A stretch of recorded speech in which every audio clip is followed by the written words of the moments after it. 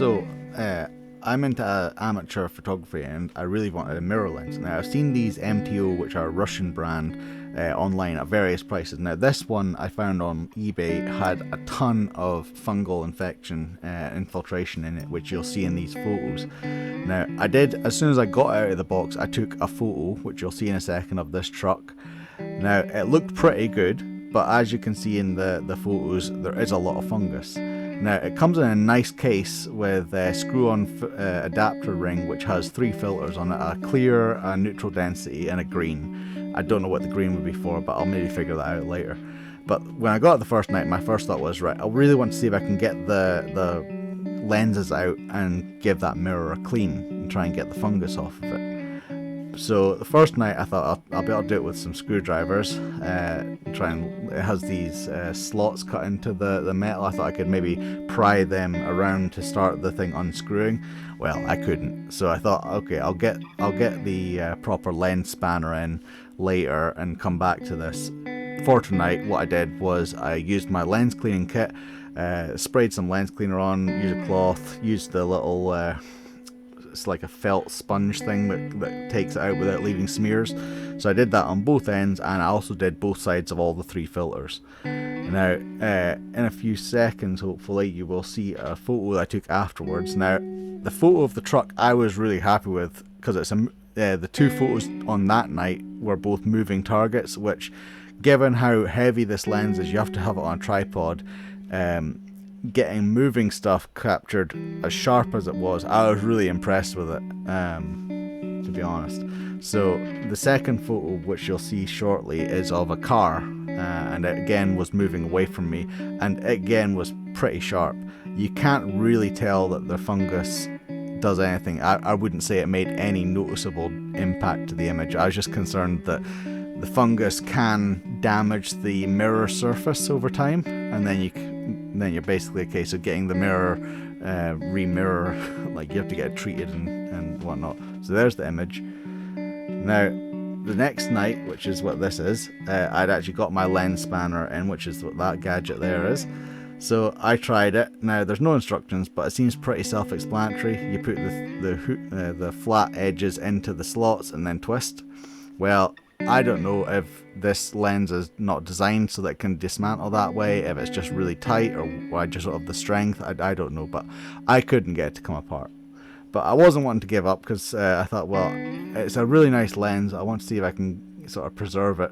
So I had this little electric screwdriver thing here. So I thought, well, if I dismantle, I can maybe take all the screws out, and maybe it'll be obvious how to dismantle it. Now, the first thing I started with was that bit there, which is the tripod mount. Now, that is actually a ring that goes around, like, not the bit there, but the actual thing is mounted onto this ring, which I was able to free up, which is important for when you're using it on a camera that is not designed to have this type of lens, like my mirrorless, because when you put an adapter on, it then leaves the camera sitting at a funny angle. So having that able to move, which it was after I finished, lets me set the camera up on it and level it, which is so important. And I also, I have a teleconverter which also fits on this, which again alters the angle again, so you have to be able to twist it. So after I'd done this, I was actually able to use that and twist the camera around, which is super handy.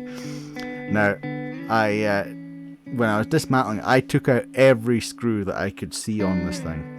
And there was quite a lot, and they're tiny, really tiny screws. So if you are dismantling it, do it on a table, or ideally in a clear plastic bag or something like that, so that if you drop a screw, you know exactly where it went. Now, once I got it dismantled enough, that white bit that you're seeing, well, it's actually silver, is the rear of the objective lens, the mirror part. It basically all unscrews once you get enough screws out. And at that point, that's really the only screws you need to take out are at that end of the lens. Leave all the other ones in. You only need to take out those ones, because if you don't, then what will happen later when I go to put it back together again is the focusing part has a bit near the top of it, and it ends up sliding in, and I had to take it to bits again to try and get this thing put back to the place it was in originally. Plus, there's all different lengths of screw, and if you take them all out, the chances of you getting them in the right places again are microscopic. Now, I do have two angles of me taking it apart and cleaning it, which is handy for later. The other is my head angle, which is probably more useful. Now, what I'm doing there is the rear part of it that goes to the camera is there's a cone-shaped bit that hides the lens down the middle of it. Now, I couldn't figure out a way to get the thing any further dismantled than this, and there was some minor fungus in on that rear lens. So what I had to do was I put cotton buds, soaked them in cleaner, and then sort of stuck them down there using my finger and just had to try and sort of rub. And I did manage to get all the fungus off that I could see, so it is now clear.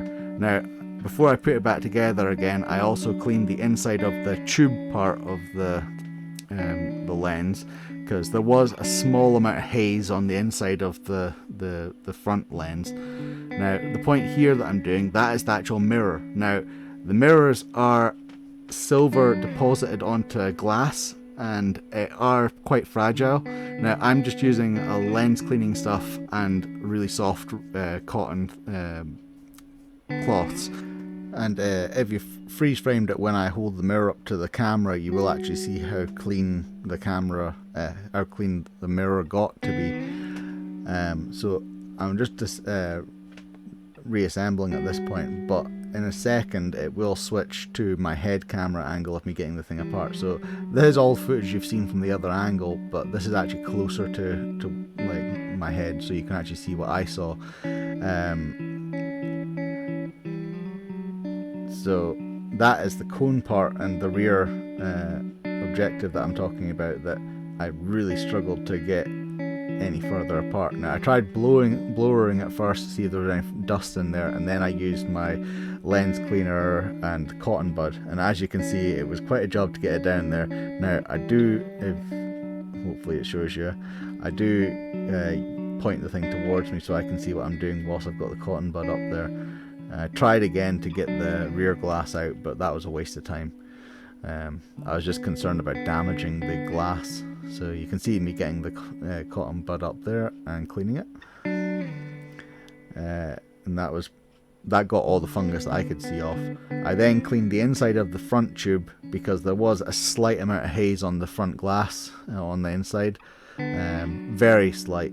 It was pretty pristine otherwise, but then you have to remember this thing was made in 1958, so it's an old lens, and it's really impressive that it still gives a pristine finish. Now, that is the mirror itself. Now, you saw what it was like before, and you can see it getting cleaner before your eyes. It's pretty impressive. The fungus just rubbed right off as soon as I put a cleaner on it. It was pretty amazing.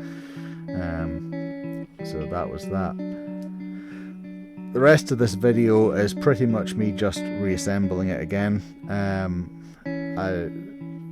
At the end of the clip, there is photos that I've taken since it was fully cleaned.